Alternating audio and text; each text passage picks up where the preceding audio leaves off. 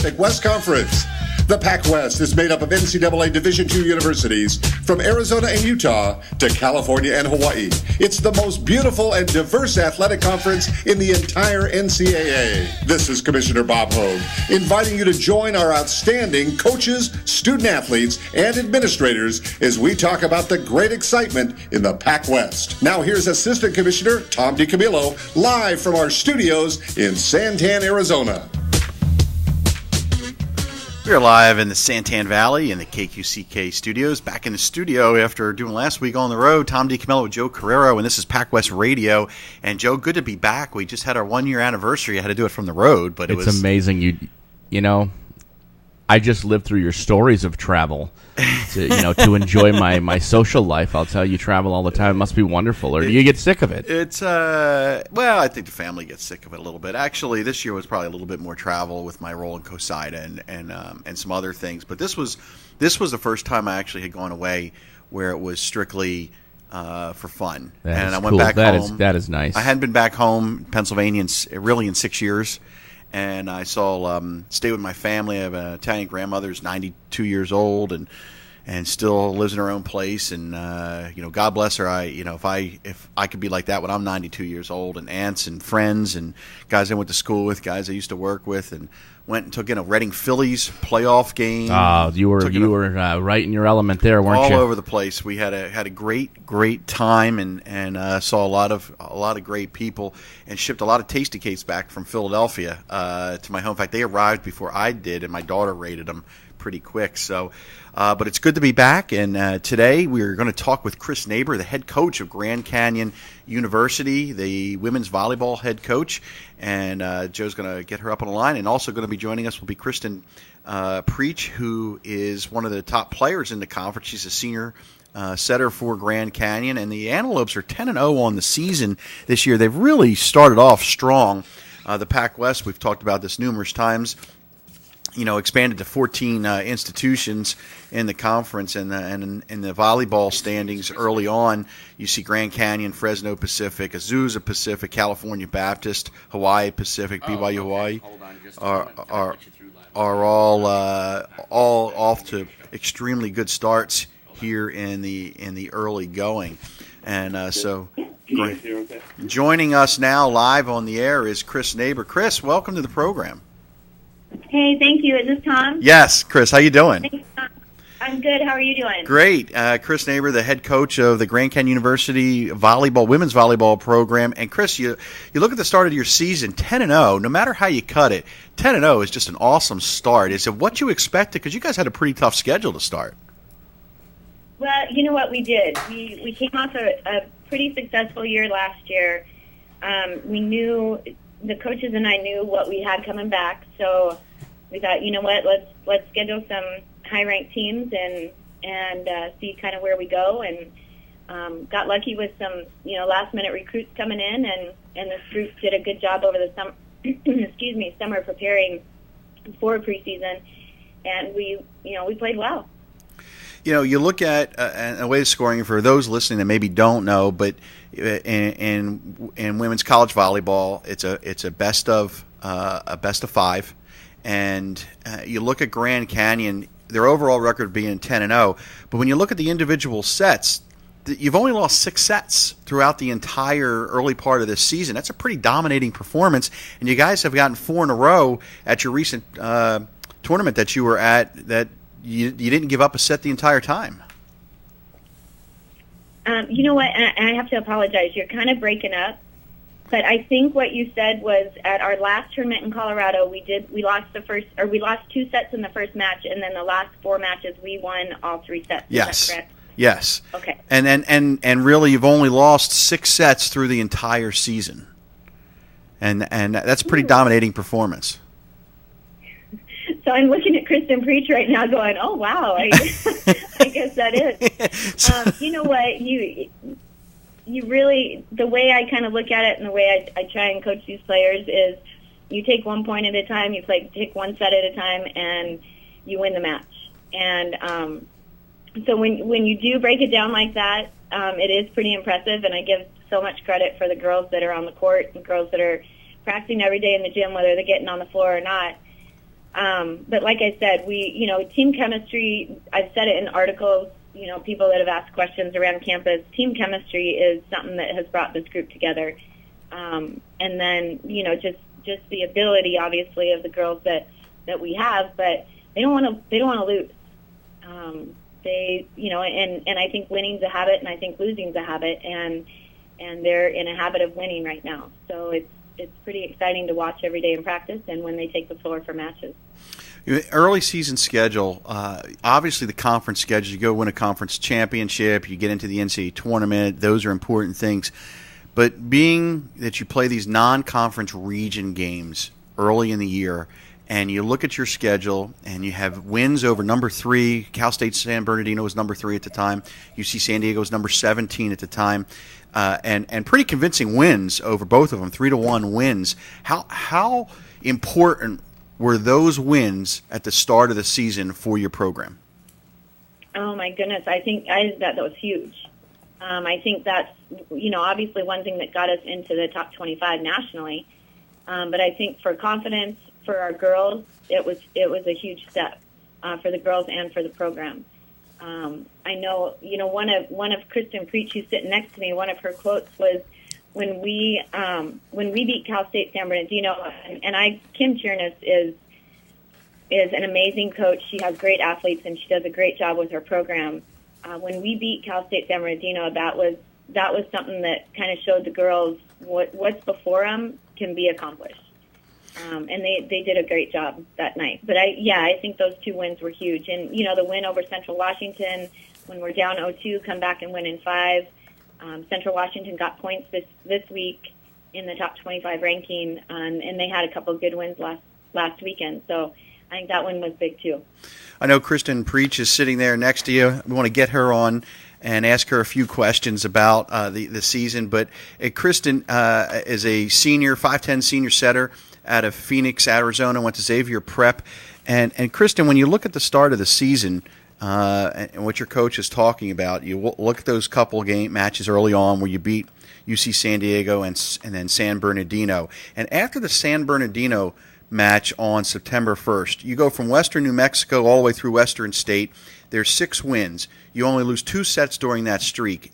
It seems like you guys came out of those 2 wins over San Bernardino and UC San Diego with so much confidence that you've been dominating ever since. Is that an accurate statement?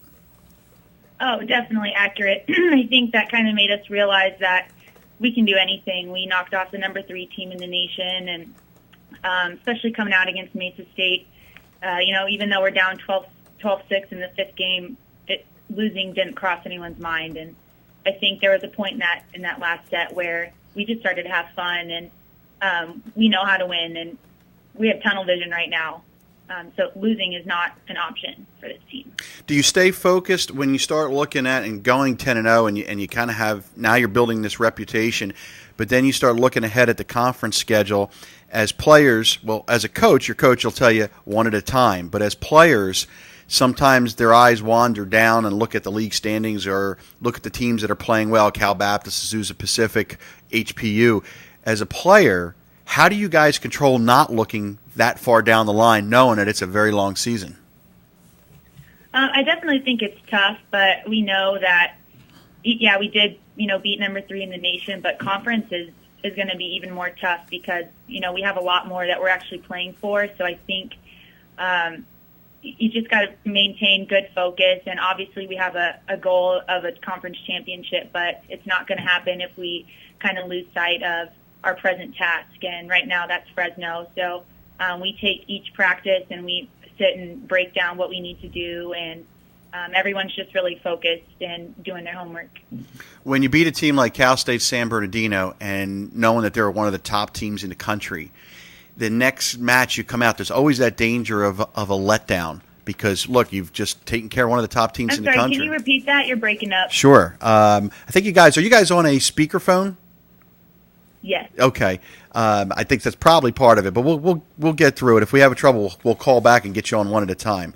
If in terms of the match you had against Cal State San Bernardino, when you have a win like that, and then you come out for your next match, knowing that you just beat one of the top teams in the country, as a player, is it tough to, as a team, to say, okay, we just beat one of the top teams in the country? How do you stay focused to say every team we play has the potential to beat us no matter what the record is? How do you do that as a player and as a leader on a team, keep the team focused? I think it's just like what we say after matches, that's a great win, enjoy it for the night, but we're not satisfied. We have things to look forward to the next day. So in our case, it was Western New Mexico, and we got to enjoy the win for a little bit, but every day is different. You got to get down to business, and you got to focus on what's going on that day. So I think as a leader, it's a lot easier for me because we don't have to really work to try to get girls to focus on that. We're so focused individually and as a team. And we're speaking with Kristen Preach, one of the setter for Grand Canyon University women's volleyball team, and also Chris Neighbor, the head coach of Grand Canyon. And Chris, for those listening, sometimes you look at athletics and you quantify things in statistics. And for a setter, it seems like assists are really the only sort of stat that stands out, not against the flashy kill percentage and kills and digs and those kind of things. Can you talk about what a player like Kristen Preach brings to the team and how good she is and how important she is to Grand Canyon? Well, I don't want to tell her how good she is yet. Kristen, cover your ears. No, I'm kidding. I would tell Kristen every day of the week. This is her 6th year in the program. She had some health issues, some knee problems her first couple of years, and had to take a back seat on the sideline for the first 2 years.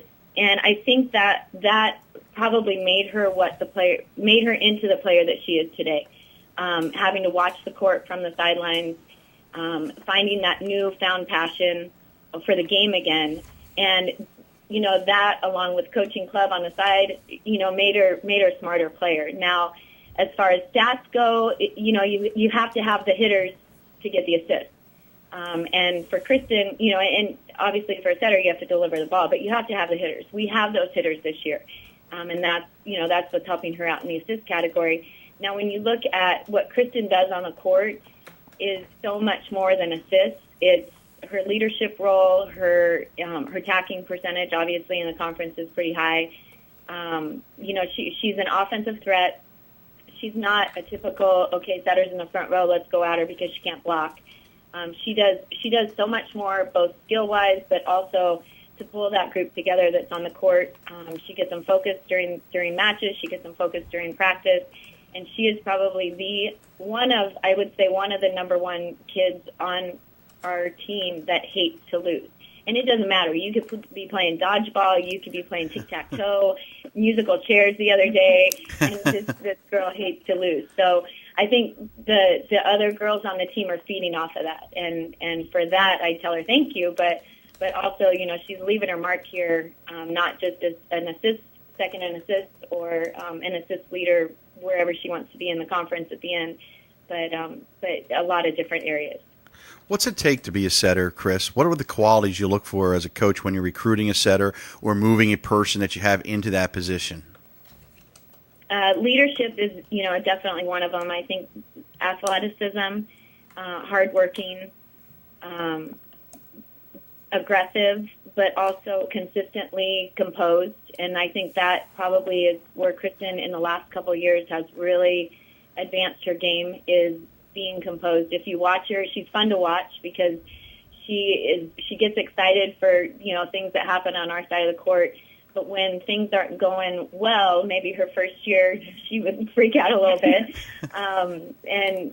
We helped her along the way, and she did a really good job of learning how to maintain composure when that is happening. And the girls look to her for that. I think that's a high quality for a setter to have. Kristen, what's changed about your game from the time you were a freshman at Grand Canyon to now? Obviously, you heard what Chris just said, but you mature over the years. But what have you learned in playing Division II college volleyball? Oh, gosh. I think just the experience. I think court experience is huge just for any player, especially a setter. And I think not only have I learned so much more about how to up my game, but how to just help everyone else up their game. I'm, not the typical amazing college athlete. I have to work for athleticism. So I've just really learned to devote my life, everything I have to this game. And that comes with everything outside of volleyball. So I think it all ties in together. And I don't know, I've devoted my life and really have learned to be a good teammate and take everything in stride and just look for the positives in every situation, especially for, being down for 2 years and, coming off a couple not so successful seasons. I think it really helps you grow personally and as an athlete. So I think that's definitely a big change that I've made. Now, I want to make sure I heard Chris said you were coaching club volleyball? Yeah, I'll be coaching in my 6th year this year. So as a player, after you're coaching your club team and then you come back to GCU as a player, do you get a different perspective when your coach talks to you about strategies of the game? Do you see it different now than you did a few years ago? Oh, definitely. Coaching just opens up a different world for a player, and not only strategy-wise, but just skill-wise. I think you kind of can sit and kind of break down not only yourself but your teammates, and ultimately we have to worry about our side of the court, and that's something that I've really focused on in my coaching, is just focusing on what our team needs to do. And so I think that's really helped me. I can help my teammates out whenever they need it. I'm a setter, but I can sit there and break down a passer if they need it, or a middle blocker. So I think that's just given me a lot of knowledge and a lot of practice. Chris, given the experience that Kristen's having as a coach and in a setter role, it seems almost perfect that you have that kind of person that has a coaching experience on the floor for you. Do you take advantage of that during matches? Absolutely. I don't show up until the third set. No, I'm just kidding. Yeah. Kristen's valuable. I mean, like I said, she has grown as a player, as a person also, but she's grown as a player into one of our best setters here at Grand Canyon. And so when she leaves, yes, we're going to definitely miss her and her leadership capabilities and her skill. But, I give her feedback. We talk about strategy, but she's in control out there. And at this point, she knows, there's little things I can say and help her out with, but she knows what to do. She knows who to set. She knows, when to dump. So, yeah, I don't have to worry about her too much. Hey, Kristen, in a perfect world, after you graduate, would you like to be a full-time coach? Oh, absolutely. Okay, I think that's my passion, coaching. Would you like to do it at the college level or at the high school level or any opportunity? My dream would be college for sure. But I also have to be realistic and kind of just take whatever comes at me. So whatever coaching opportunity comes my way is what I'm going to go after. So. You're listening to PacWest Radio. Tom D. Camillo along with Joe Carrera. We're visiting with Chris Neighbor and Kristen Preach. Chris is the head coach of the Grand Canyon University women's volleyball program. They're 10-0 on the season. Kristen Preach is a setter, senior setter, one of the top players in the PacWest. And I ask you guys a little bit of a different question that in terms of the Olympics and volleyball. We just had the Olympics here in early August. And as a coach and as a player, that's time when volleyball really is shown throughout the world. And it gets exciting as a player and as a coach, and one of you can jump in first and then follow up. When you watch something like the Olympics and you see the skills and you watch the beach volleyball and the main kind of volleyball, does it get you excited for the coming season? And do you get a sense that people's interest in it kind of follow something like the Olympics, that there's a little bit more of interest at this time? Yeah, I think it's really cool to see. It does only come every 4 years, and I think people kind of forget that there's so much action in volleyball. So I think that it's great, it's exciting, especially at this time for us. I don't know. Yeah, you know what, and I'll kind of take over where Kristen left off. I think the game of volleyball has changed so much in the last, say, 20 years, but every 4 years it changes. And so when you think about the Olympics 4 years ago to what we just watched this past summer, athletes are stronger, they're faster, they hit harder, they block harder, and so it does, I think. And then obviously with the sand volleyball, that's a different kind of strategy, a different kind of game. And so I think it does build the excitement. And then on top of that, you put teams that are being successful, are fun to watch, and the personalities. If you ever get a chance to come out and watch our girls, they are a good group. I mean, obviously we're winning, and that's fun to watch, but it's a fun group to watch on the court because they do have a lot of fun at what they're doing. If my daughter took up volleyball for the first time last year and never had played before, and really enjoyed it. If you, as a coach, and both of you are coaching, if there are people out there listening that have boys or girls that are interested in playing, but they don't know where to go, how would you advise them? Are there camps that Grand Canyon runs that they can come to? Are there local club teams in the area, which obviously I guess there are if Kristen's coaching them?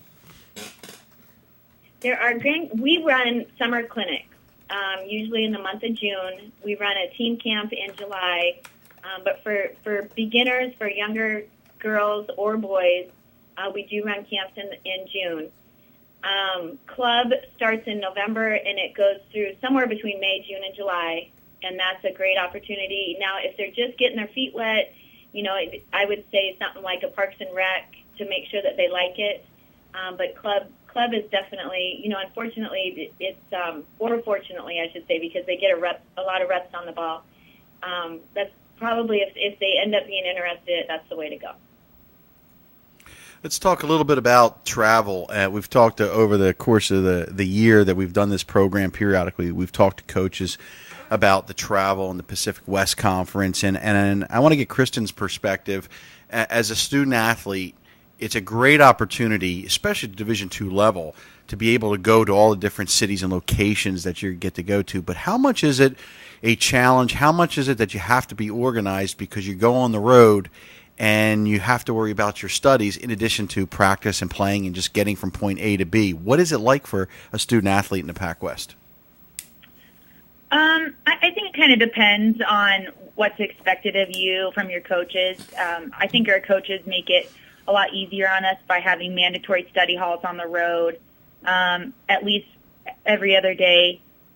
And, I definitely think being a student athlete, no matter, what level you're at, is difficult. But I think at this level, you should be able to manage your time properly. And I think that our coaches really enforce that. And I think we're lucky that, we can go to these places, but we're there to do a job. We're student athletes. So I think it's great that we have that time to really focus on our studies as well as doing what we're there to do.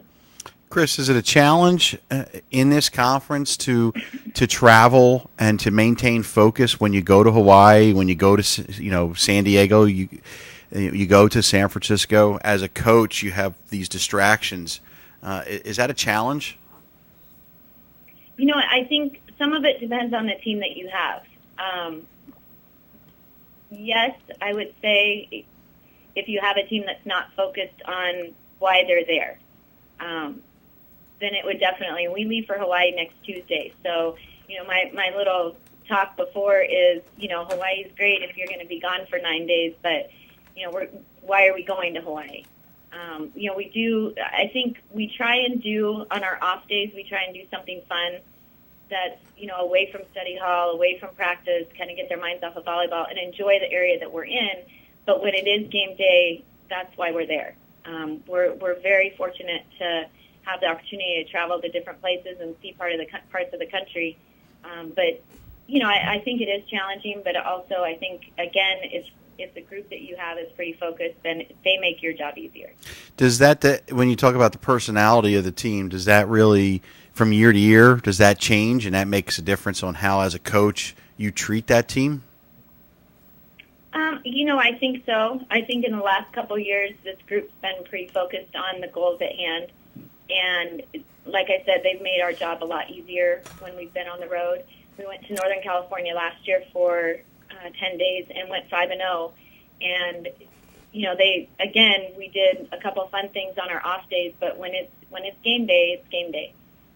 But yeah, I do. I think, again, it's a habit, and I see from here on out, the group that we have now and the group that we had last year, I give a lot of credit to forming that habit of being focused, whether you're on the road or whether you're at home. Kristen, you've been in the conference now for the last 5 years, and you look at the growth of the PacWest, and you've seen from probably when you started that there were maybe 7, 8 teams, and now there's 14, which you're going to get to experience some of them this year. As a student athlete, does that kind of excite you to be able to be part of a conference that was growing during the time that you were playing and get the opportunity to experience these different teams? Oh, definitely. I think it's just each team brings something different, and I think as a competitor, you always want to see something new.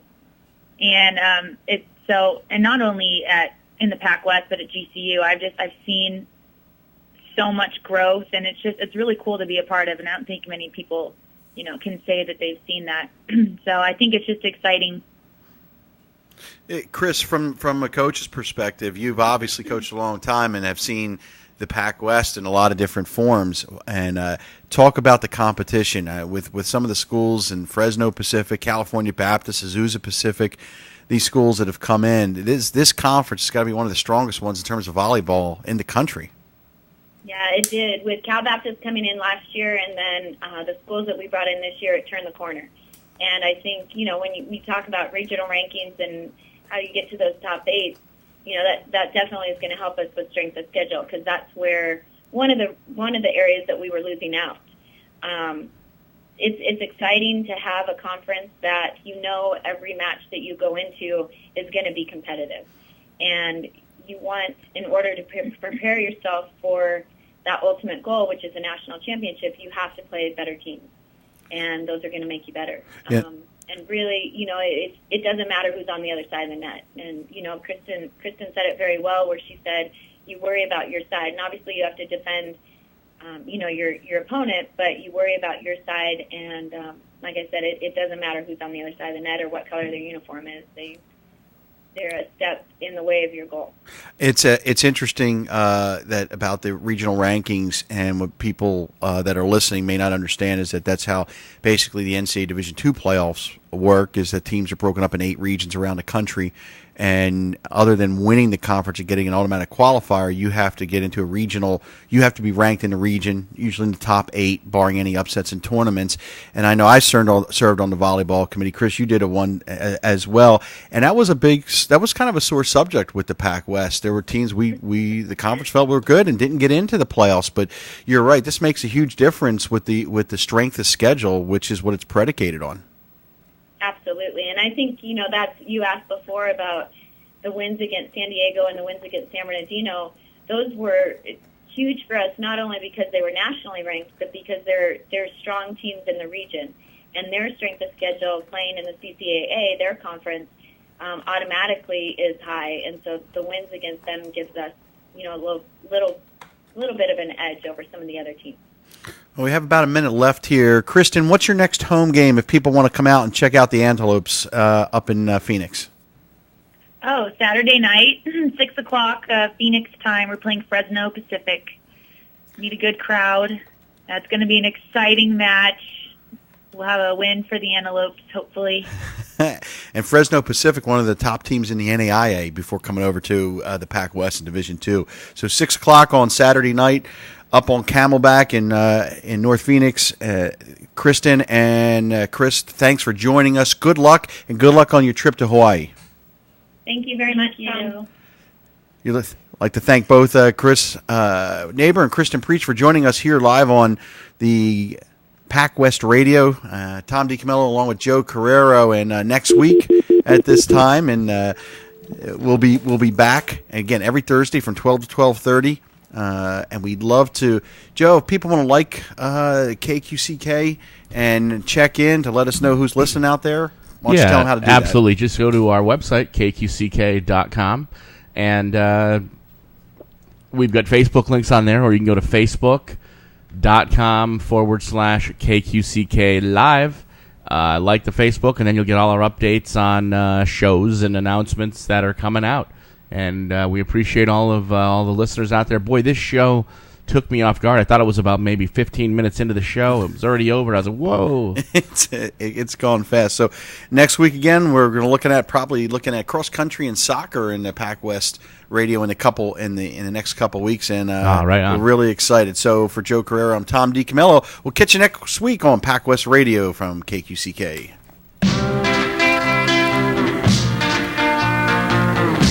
Hi, this is Daniel, your host for Rock and Roll 101.